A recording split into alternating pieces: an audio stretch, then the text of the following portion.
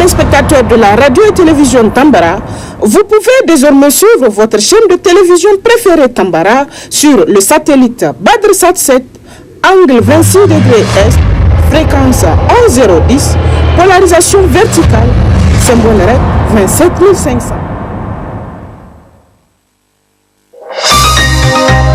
Suivez le journal avec STM Transport Voyageurs, une nouvelle façon de voyager.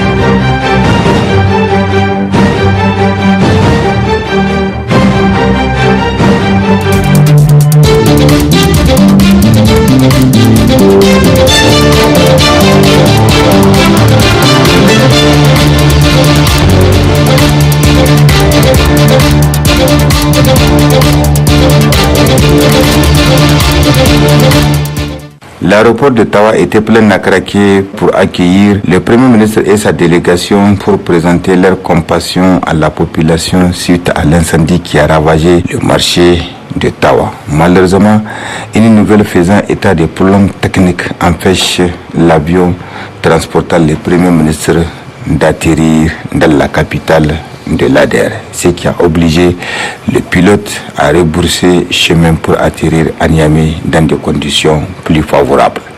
Le président du conseil de ville de Tawa et président de l'AMN, Alhaji Abdouraouf Dodo, a animé un point de presse pour apporter des éclaircissements et remercier la population de Tawa qui est sortie massivement. Le premier ministre chef du gouvernement, son excellence Oumoudou Mahmoudou, a décidé de venir vraiment compatir à la situation vraiment triste et malheureuse qui est arrivée à nos élites commerçants et qui ont subi des pertes vraiment énormes. Mais Dieu merci, aucune perte en vie humaine, mais quand même les dégâts sont énormes. Parce que depuis hier, on était dans les grands préparatifs de son accueil. Donc on a décidé, de par son protocole, que c'est dans l'après-midi qu'il y aura cet accueil-là. Et vous avez vu, vraiment on a mobilisé des gens qui ont femmes et jeunes. Vraiment, vous-même, vous êtes là, vous êtes témoins. On est tous partis à l'aéroport, vraiment à l'accueil. Donc il va de soi que Dieu, c'est lui qui décide. Nous émettons nos voeux, mais Dieu décide. Donc c'est ça la décision de Dieu. Nous on est partis vraiment, et d'ailleurs l'avion a décollé. L'avion a décollé, je crois, à 15h, à 15h et quelques. Et malheureusement, en plein vol, tout juste 20 minutes avant l'atterrissage, on nous annonce que l'avion a rebroussé chemin. Donc notre inquiétude, c'est lorsqu'on a dit que l'avion a rebroussé chemin. Mais Dieu merci, alhamdulillah, on remercie encore Dieu, parce que c'est lui le tout puissant, le très miséricordieux. On remercie Dieu de les avoir retournés et qu'ils ont pu atterrir sains et saufs. Donc pour ça, nous disons à notre population vraiment de continuer les prières qu'ils ont l'habitude de faire. Et ce qui est arrivé, ça c'est la volonté de Dieu. Il faut s'aimer. Il faut vraiment faire les astanfari. Il faut faire le l'aumône, la zakat. Il faut la lever. On leur a demandé de faire toujours ils sont dans des zizanimes inutiles. Ça ne nous avance pas au Niger. Ça ne nous avance pas. Même dans une famille, s'il y a des zizanimes, vraiment il n'y aura pas des bienfaits de Dieu. Donc c'est pour cela je réitère tous nos remerciements à tous ceux qui ont fait le déplacement de l'aéroport, vraiment pour accueillir notre chef de gouvernement, et de remercier vraiment tous ceux qui sont venus de loin. Vraiment, on remercie Dieu. Et on continue à le remercier d'avoir retourné vraiment cette délégation composée de hautes personnalités, vraiment qui sont retournées sains et saufs. Et on remercie Dieu, le Tout-Puissant, le très miséricordieux, qui protège encore notre pays, le Niger. Notez que son Excellence Oumoudou Mohamedou, Premier ministre de la République du Niger, est accompagné dans ce déplacement d'une forte délégation.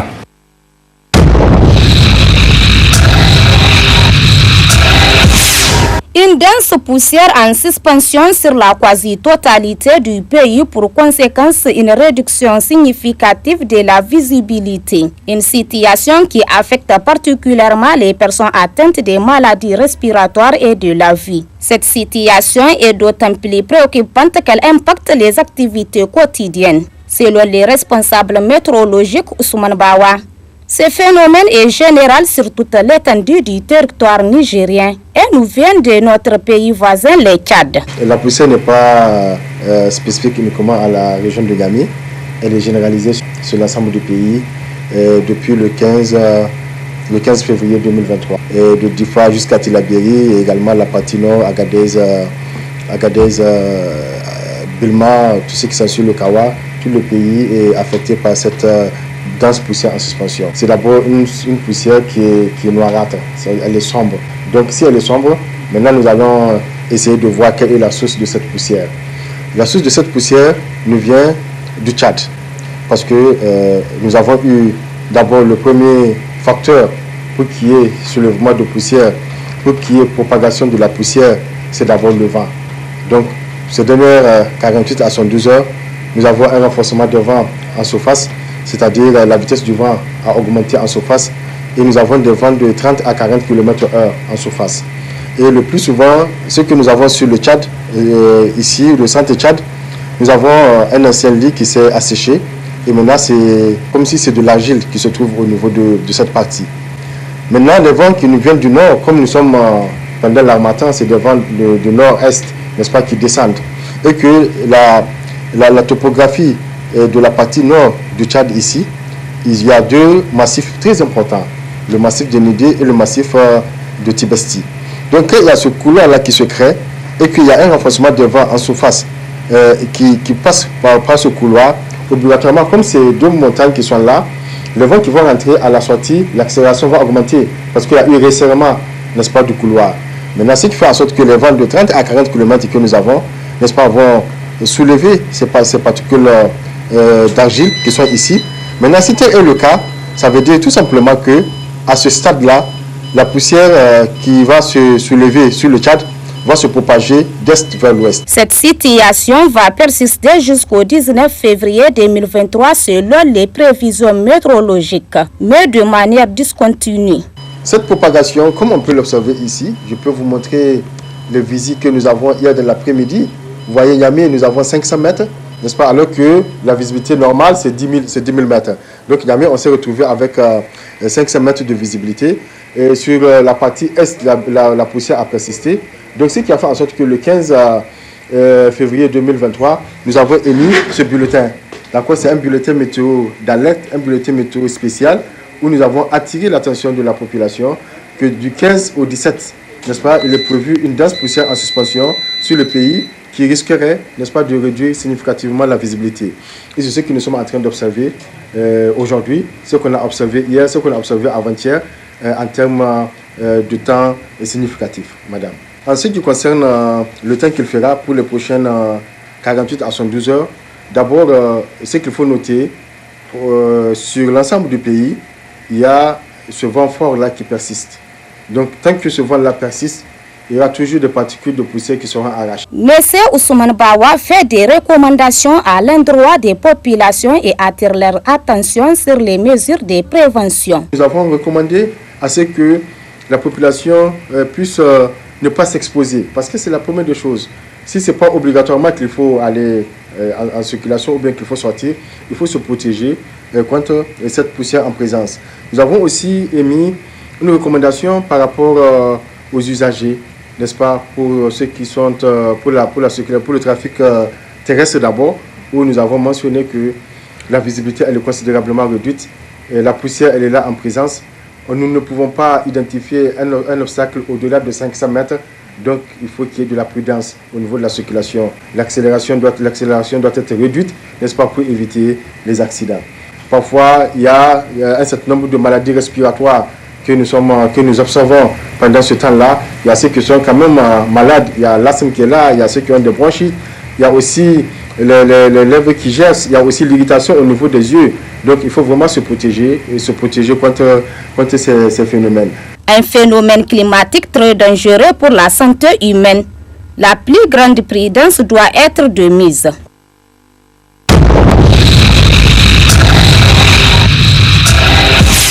Dans les temps passés, les bétails n'ont pas besoin des hommes pour se nourrir. Ils ont toujours su trouver dans la nature l'aliment nécessaire à leur survie.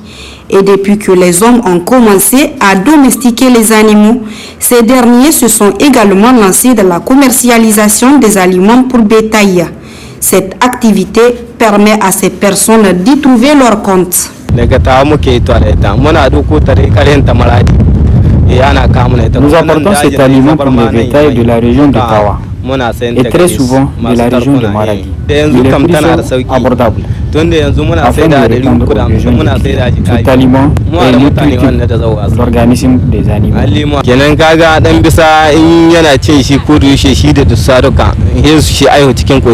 Cette initiative de ces jeunes ne doit pas passer inaperçue, mais plutôt à encourager.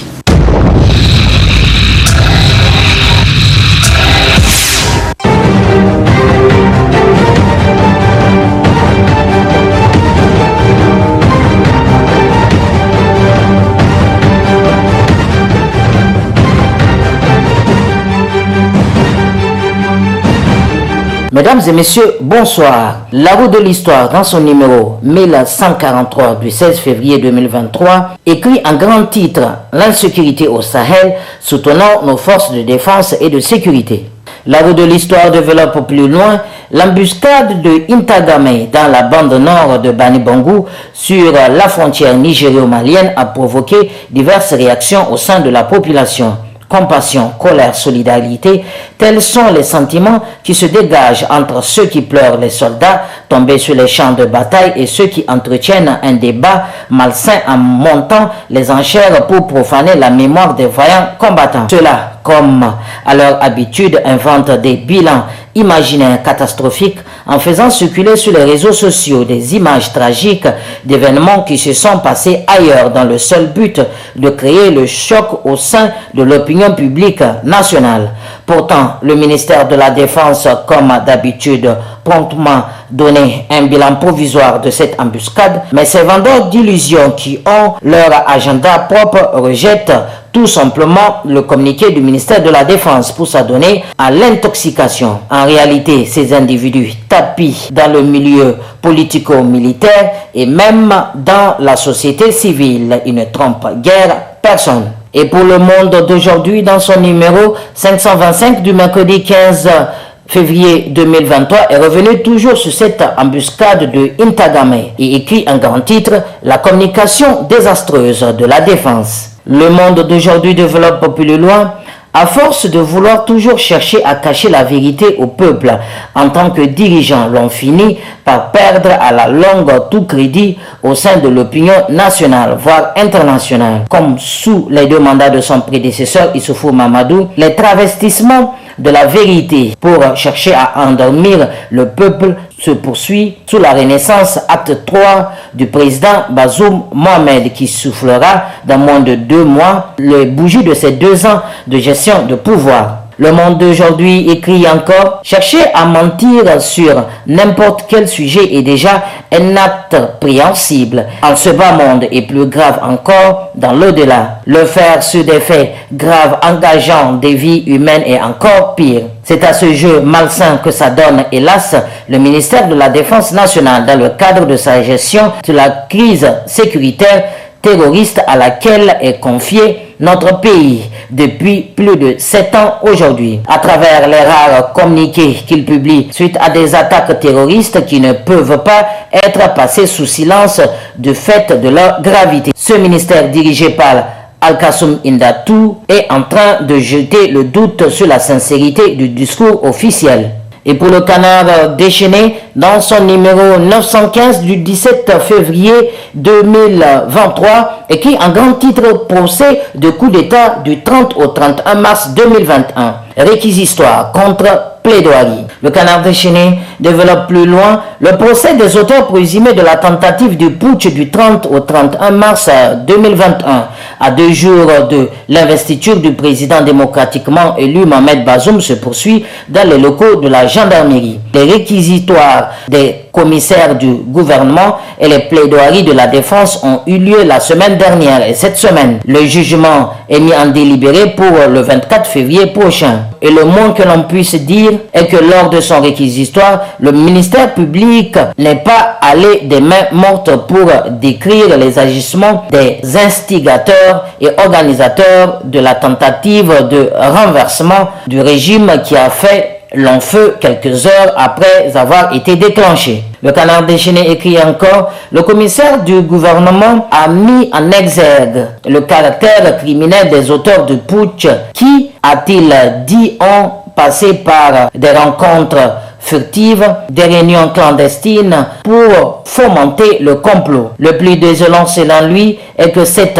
tentative de déstabilisation a été opérée alors que le Niger fait face depuis 10 ans aux affres du terrorisme avec son lot de victimes civiles et militaires. Pire, il accuse les auteurs du putsch d'avoir poussé à l'ignominie à son comble en ayant prévu de soustraire des troupes et de l'armement et des hommes engagés dans la lutte contre le terrorisme au sein de l'opération Al-Mahou. Le Canard déchaîné écrit encore, enfin, l'opinion contre le terrorisme au sein de l'opération Al-Mahou afin de les diriger contre la capitale et les institutions de la République. Selon le commissaire du gouvernement, l'entreprise malfaisante n'avait qu'un but crapuleux. Le fait qu'un des accusés, un sergent, a avoué lors de l'enquête préliminaire menée par la gendarmerie qu'il voulait devenir ministre. Il affirme que les auteurs de la tentative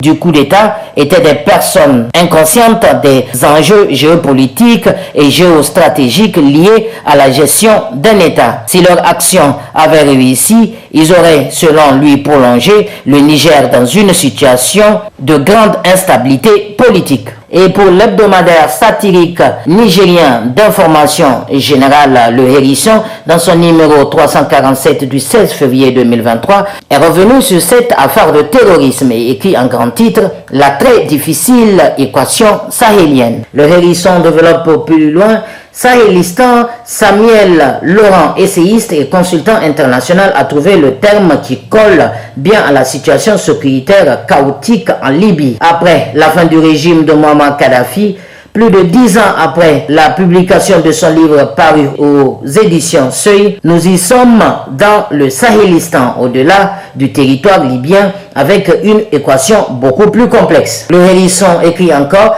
dans la zone des 3 frontières, la lutte contre le terrorisme est désormais dans une dimension autre que celle d'avant. Depuis pratiquement plus d'une année, ce sont des armées nationales et celles de leurs partenaires qui sont face aux groupes terroristes. De nouveaux fronts sont venus s'y greffer, compliquant davantage la résolution de l'équation sécuritaire. Al-Qaïda et IGS, pour ne citer que cela, les communautés locales s'accusent de complicité dans la dégradation de la situation sécuritaire et se battent entre eux à travers des alliances éphémères, et les bandits criminels de tout acabit s'y sont installés, spoliant et rançonnant des populations vulnérables prises dans ce piège infernal. Voici en quelques mots une brève description de la poudrière sahélienne qui s'étend aujourd'hui jusqu'aux portes du golfe de Guinée. Et pour l'hebdomadaire nigérien d'information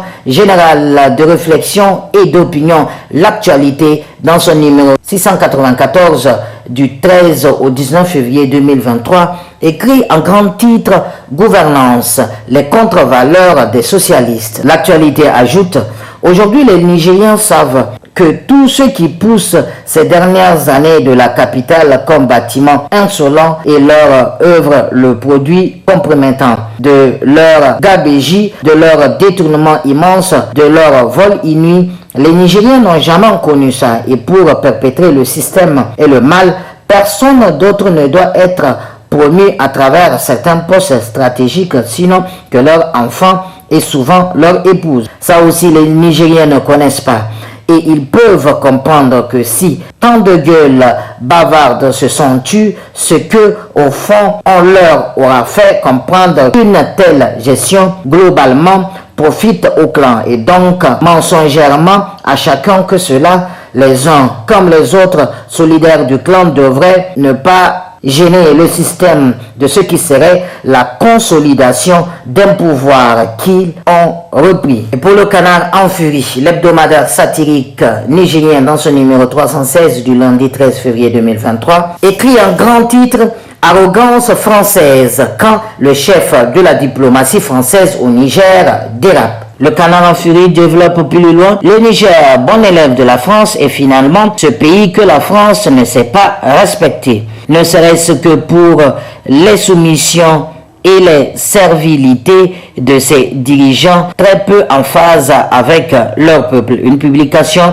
de la semaine dernière du chef de la diplomatie française au Niger, le sieur Sylvain Ité, qui prétendait pourtant venir au Niger pour soigner le discours et l'image abîmée de son pays a été une source d'une nouvelle frustration dès ses premières offensives. Les Nigériens ont pu voir les défaillances de l'homme de ne pas être capable de la mission dont le chargeait le président Emmanuel Macron. Sa lecture très réductrice de nos malaises et de nos malentendus avec sa France était d'autant plus en décalage qu'il ne pouvait avoir suffisamment de lumière sur le problème et donc d'entrevoir les solutions qui s'y prêtent. Le Canard en furie ajoute encore, c'est le nom par lequel l'on se définit quand on vous appellera. Confie un adage nigérien. Quand on voit les réactions des Nigériens sur la toile, ici avec l'indignation, là de la colère qui crie, l'on ne peut que comprendre à quel point les propos du diplomate ont heurté, outré et blessé les Nigériens. Presque humainement, il avait proscrit les propos de l'ambassadeur français, ne pouvant pas comprendre comment un autre, même du haut de son regard colonial sur le pays, pouvait avoir tant de mépris pour un peuple et pour un pays. Le seul qui lui reste encore sous la sous-région pour espérer s'y appuyer pour revenir dans la zone. Finalement, avec un tel discours, l'on se rend compte que le diplomate sur lequel compte l'Élysée pour reconquérir nos âmes n'a pas les talents requis pour sa mission. Et déjà, depuis les premiers discours tenus à l'université, en face de la société civile nigérienne, l'on avait commencé par s'inquiéter d'un homme qui n'a toujours pas fait la paix avec le passé colonial de son pays, continuant à croire qu'on peut encore se permettre encore de parler d'une certaine manière aux Africains, développant un discours de mépris à l'endroit des Nigériens. Et pour le quotidien nigérien d'information, l'enquêteur dans son numéro 2923 du vendredi 17 février 2023 écrit en grand titre « Atteinte présumée à la sûreté de l'État ». Ibrahim Gado, président du parti CPR Sulhu, écoué à la prison civile de Kolo. L'enquêteur développe plus loin, mandat de dépôt pour le directeur général et le secrétaire général de l'École nationale d'administration ENA. Il en est de même pour le président du parti CRPD Sulhu. Les deux premiers sont présumés impliqués dans une fraude au concours. Le troisième, lui, est poursuivi pour une atteinte présumée à la sûreté de l'État. L'enquêteur écrit également qu'il rapporte dans leur parution du 23 janvier 2023 le président du Conseil républicain pour le progrès et la démocratie, CRPD Sulhu, est privé de sa liberté depuis le 15 janvier. Sur le point de prendre un vol pour l'étranger, Ibrahim Gado a été arrêté à l'aéroport international du Rihamani et placé en détention à la cellule antiterroriste de Niamey. Les premières versions de l'arrestation du leader du CRPD Sulhu l'ont fait cas d'une somme d'argent en devises qu'il n'a pas déclaré aux services compétents. Mais la longue garde à vue dont l'a fait l'objet Ibrahim Gado dans les locaux de la cellule sous-indiquée suggère d'autres motifs pouvant justifier son arrestation quelque peu rocambolesque. Le président Ibrahim Gado est connu pour sa droiture et son attachement à la légalité et reste serein en attendant le dénouement rapide de ce qui pourrait bien s'avérer un malentendu. Lit-on dans un communiqué publié ce 23 janvier 2023 par le bureau politique du CRPD Soulou. Sauf que les choses ont repris une toute autre tournure. En effet, le candidat au premier tour de l'élection présidentielle de 2020 à 2021 est placé sous mandat de dépôt à la prison civile de Kolo.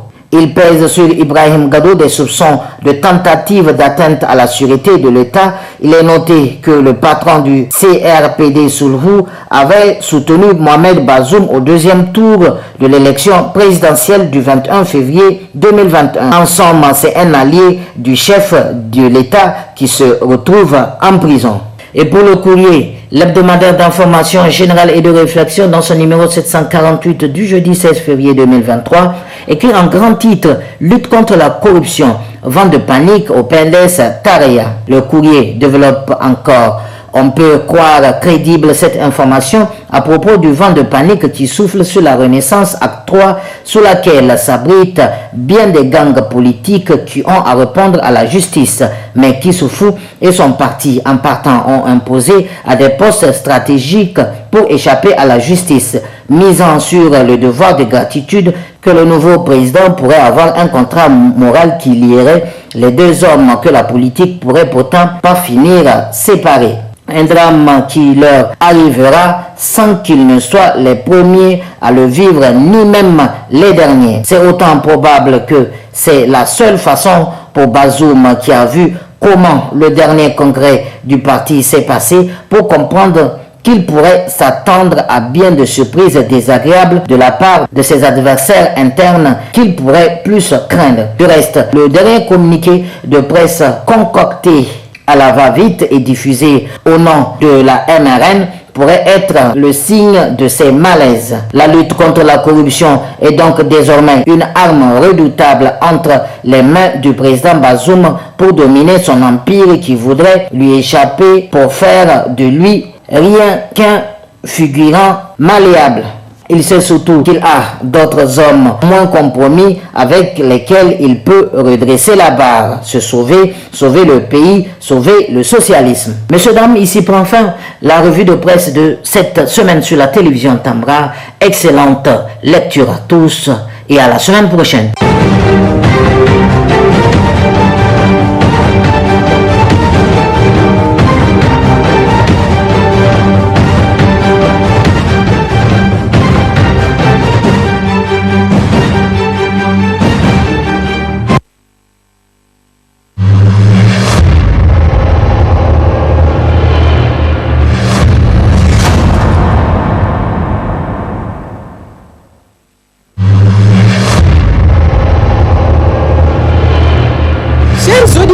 Téléspectateurs de la radio et télévision Tambara, vous pouvez désormais suivre votre chaîne de télévision préférée Tambara sur le satellite BadrSat 7, angle 26 degrés Est, fréquence 11010, polarisation verticale, symbole REC 27500.